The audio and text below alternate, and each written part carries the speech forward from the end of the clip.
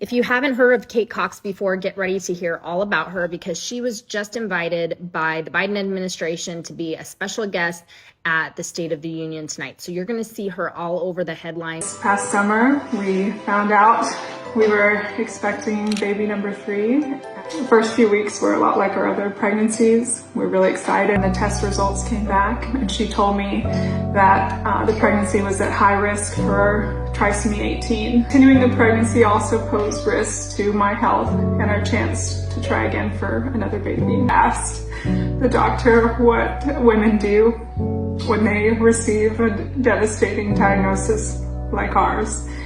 And she told me that some families choose to continue the pregnancy and some choose not to. And I asked if I could make that decision here in Texas, and she told me that I could not. We want what's best for the state that we love. We have a daughter. I hope one day, if she's ever faced a situation like ours, that she doesn't have to go through what we went through. I'm really grateful that the State of the Union is shining a light on this very important issue.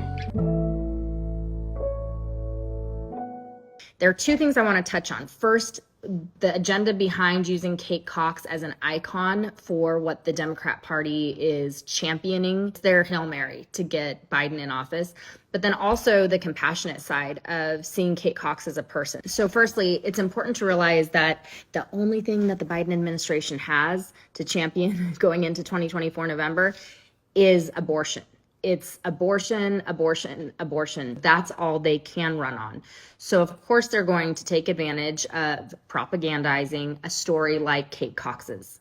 So the story goes that Kate Cox sued to have an abortion that was medically necessary to kill the baby girl that was growing inside her womb. And she wanted to acquire this abortion at 21 weeks, past the point where babies can absolutely feel pain. The process of this abortion is called a D&E. A D&E process essentially rips the baby apart inside the womb and then delivers the broken bits earthside. But the baby is incompatible with life. The baby's been diagnosed with trisomy 18. Okay, let's go there. Let's talk about that. So the reality with trisomy 18 is that it is a tragic diagnosis. We can all agree on that. But where we disagree is the labeling of trisomy 18 children as incompatible with life, because reality, there are many children who have survived with trisomy 18. Did you know that? Did you know that there are children who have gone on to live to age 10 with trisomy 18? To put a label on a human being that they are incompatible with life and deny them the opportunity to survive and thrive beyond the womb is essentially playing God. It's saying that we deem you defective and therefore we will give you the death sentence and will refuse you the right to life and the opportunity to survive on earth. But the mom, there are so many risks for the mom carrying a child with trisomy 18. Okay, so talk to me about the risks of abortion.